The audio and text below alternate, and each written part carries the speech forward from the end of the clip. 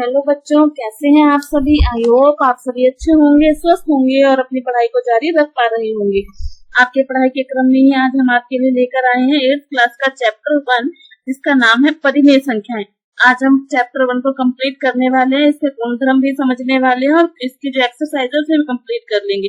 तो इससे पहले हम चैप्टर 2 कंप्लीट कर चुके हैं। तो हमने पहले चैप्टर 2 किया था, अब हम चैप्टर 1 कर रहे हैं। आपके वीडियोस को प्लेलिस्ट में मिल जाएगी, 8th क्लास प्लेलिस्ट है 2025-26 की, उसमें मिल जाएगी। आप आराम से वहां से तैयारी कर सकते हैं।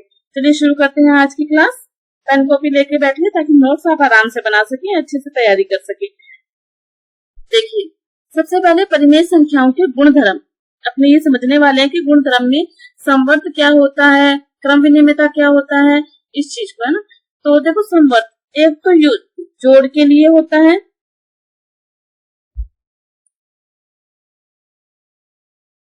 जोड़ के लिए संवर्तता, है ना। एक तो क्या लिखेंगे अपने जोड़ के लिए, और फिर एक अपने लिखेंगे गुणा के लिए।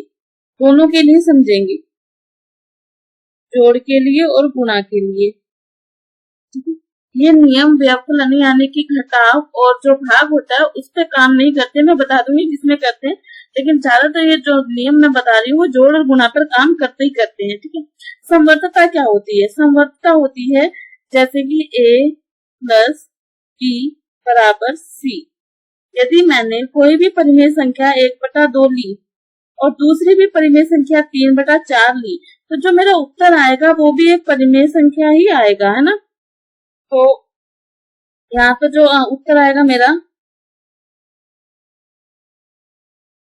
5/4, वो एक परिमेय संख्या ही आने वाला है। या फिर ये चीजें अपने इसलिए भी देख सकते हैं कि अगर कोई पूर्ण संख्या अपनों ली, पूर्ण संख्या में पूर्ण संख्या जोड़ी, तो अपने पास क्या आ जाएगी? एक पूर्ण संख्या ही आएगी। उत्तर में पूर्ण संख्या ही आनी चाहिए।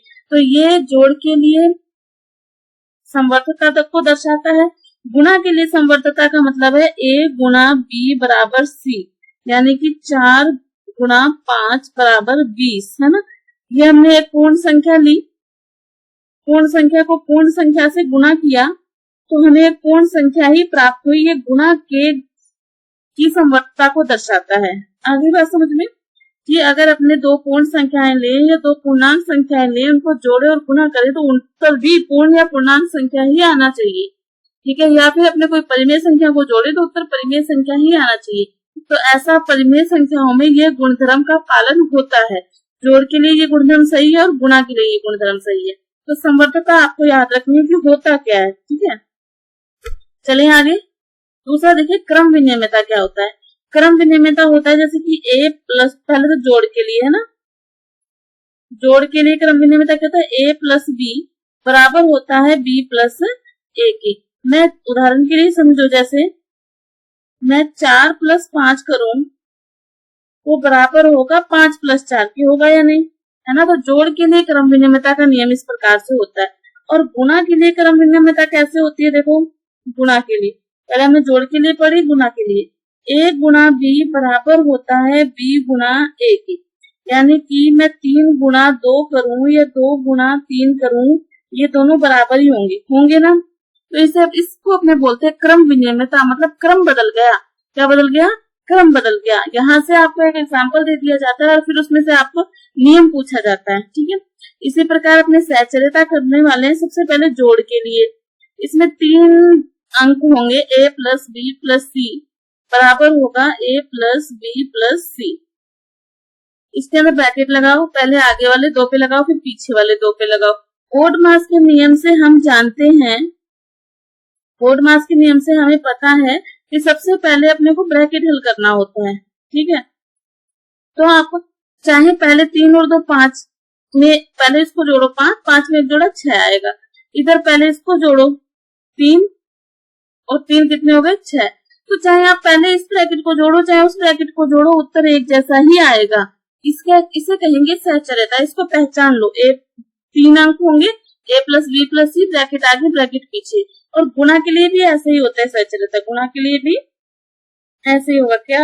a गुणा b गुणा c, पहले आप इन दोनों का गुणा करो बराबर a गुणा b गुणा c, फिर आप इन दोनों का गुणा करो 2 गुणा 3 गुणा 4, बराबर, उदाहरण देखो क्या होगा, उदाहरण 2 गुणा 3 गुणा 4 बराबर होगा 2 गुणा 3 गुणा 4।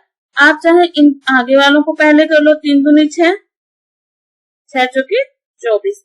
अब चाहे पीछे वालों को कर लो, 4 के 12, 12 दूनी 24। उत्तर बराबर ही आएगा। तो सहचर्यता समझ में आई। जोड़ के लिए ये और गुणा के लिए इस प्रकार से आपको इन चीजों को याद रख। क्रम विनिमयता में 2 अंकों का क्रम बदल रहा है ना, 2 संख्याओं का क्रम बदल रहा है, और जोड़ के अंदर 3 संख्याओं का ब्रैकेट का क्रम बदल रहा है। ठीक है, याद करना है इनको कि क्रम विनिमयता क्या होती है, सहचर्यता क्या होती है, संवर्तता क्या होती है। अब देखिए हमारे पास होता है योज्य तत्समक। आपको याद रखना है, ये वेरी वेरी इंपॉर्टेंट है कि योज्य तत्समक, योज्य तत्समक का मान हमेशा 0 होता है। और एक होता है अपने पास गुणन तत्समक। गुणन तत्समक, गुणन तत्समक का मान 1 होता है। योज्य तत्समक क्या होता है, योज्य तत्समक जैसे किसी संख्या में, तत्समक वह संख्या है जिसको किसी भी संख्या में जोड़ा जाए तो उत्तर वही संख्या आएगी। तो जोड़ने के लिए अगर वही उत्तर प्राप्त करना तो आपको क्या जोड़ना पड़ेगा, 0 जोड़ना पड़ेगा। गुणन वो होता है कि किसी भी संख्या में 1 का गुणा करोगे आपको a ही प्राप्त होगा। तो ये जो चीज है वो तत्समक है।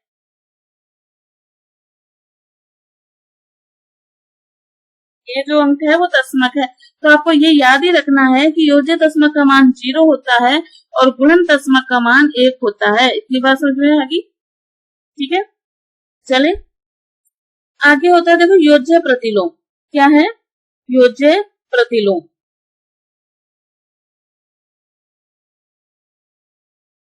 और गुणन प्रतिलोम, और गुणन प्रतिलोम, योज्य प्रतिलोम और गुणन प्रतिलोम। योज्य प्रतिलोम क्या होगा, देखो किसी भी संख्या में ऐसी कौन सी संख्या जोड़ोगे कि उत्तर आपके पास तत्समक आ जाए। तत्समक, योज्य तत्समक 0 होते हैं ना, तो उत्तर आपके पास तत्समक आ जाना चाहिए। किसी संख्या में किसका गुणा करोगे कि आपके पास उत्तर तत्समक आ जाए। ठीक है ना, तो देखो a में क्या जोड़ोगे, -a, है ना, और a में किसका गुणा करोगे, 1/a। ध्यान से देखो, जैसे मैंने तुमसे पूछा कि 3 का योज्य तत्समक, 3 का योज्य तत्समक, तो क्या बताओगे, -3। क्या बताओगे, -3, तो भी तो आएगा 0। -4 का योज्य तत्समक, -4 का योज्य तत्समक कितना आ जाएगा, 4। क्या आ जाएगा, प्लस का 4। अगर माइनस की संख्या है तो प्लस में उत्तर आएगा, अगर प्लस की संख्या है तो माइनस में उत्तर आएगा। ये आपको नोट कर लेना है योज्य तत्समक। ठीक है, गुणन में क्या होगा, 3/4 का गुणन प्रतिलोम होगा 4/3। इसमें आपको संख्या को पलटना है, तब उत्तर 1 आएगा। जैसे मैंने 1/2, माइनस का 1/2 है, तो इसके अंदर उत्तर आ जाएगा माइनस का 2/1। क्या आ जाएगा, माइनस का 2/1। उल्टा हो जाएगा, संख्या को पलट देना है, व्युत्क्रम कर देना है संख्या का। समझ रहे हो, ठीक है ना। तो इस तरह से ये योज्य प्रतिलोम है, ये गुणन प्रतिलोम है। योज्य तत्समक का मान आपको याद रखना है, गुणन तत्समक का भी मान याद रखना है। ठीक है, इन सब चीजों का आप नोट डाउन कर लेंगे और अच्छे से इनको समझ लेंगे। गुणधर्म समझना इसलिए जरूरी है क्योंकि आपको प्रश्न दे दिए जाएंगे, पूछा जाएगा कि इसमें कौन सा गुणधर्म लागू हो रहा है। ठीक है, चले प्रश्नावली पर। लेकिन उससे पहले वीडियो को लाइक और शेयर करना मत भूलिएगा, बेल आइकन प्रेस कर लीजिएगा ताकि आने वाली वीडियो का नोटिफिकेशन आपको मिलता रहे। और एक छोटा सा काम आप सभी के लिए, आप जहां से भी इस वीडियो को देख रहे हैं, आप अपना नाम और उस जगह का नाम कमेंट बॉक्स में लिख के हमें जरूर बताइएगा ताकि हमें ये पता लग सके कि आप हमारे साथ कहाँ से, किस जगह से जुड़कर अपनी तैयारी को मजबूत बना रहे हैं। चलिए प्रश्नावली 1 पॉइंट, अपने को इनके अंदर जो गुणधर्म है उनका नाम देखना है। ठीक है, तो इसमें देखो माइनस का 4/5 में गुणा कर रहे हैं 1 का, चाहे लेफ्ट हैंड साइड से देखो चाहे राइट हैंड साइड से देखो, गुणा हो रहा है, किसका हो रहा है, 1 का। और 1 हमें पता है गुणन तत्समक होता है, तो गुणन तत्समकता, इसमें क्या आ जाएगा, गुणन तत्समकता। क्योंकि गुणन तत्समक 1 होता है ना, तो यहाँ से आ गया गुणन तत्समक। 1 का गुणा करेंगे तो वही संख्या प्राप्त होगी, तो गुणन तत्समकता।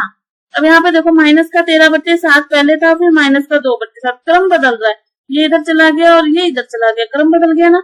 तो यहाँ पर क्या आ जाएगा, क्रम विनिम्यता। क्या आ गया, क्रम विनिम्यता। ठीक है, समझ रहे हो। और इसके देखो संख्या पलट रही है ऐसे, तो कौन सा आ जाएगा, गुणन प्रतिलोम। क्या आ जाएगा, गुणन प्रतिलोम। ये क्वेश्चन आप आराम से कर लोगे, लेकिन उससे पहले आप एक बार गुणधर्मों को अच्छे से पढ़ लेंगे, ठीक है। आपको कोई दिक्कत लगे तो कमेंट बॉक्स में मुझे लिख के बताना, मैं उसका सोल्यूशन आपके लिए लेके आऊंगी, ठीक है।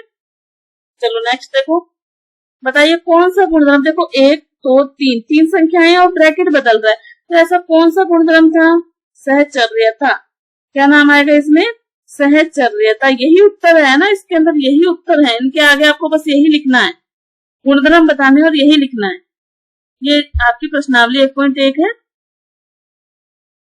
अगर आपको इसकी प्रैक्टिस करनी है तो व्हाट्सएप चैनल है, उसका लिंक आपको डिस्क्रिप्शन में मिल जाएगा, आप वहां जाकर उसको फॉलो कर सकते हैं।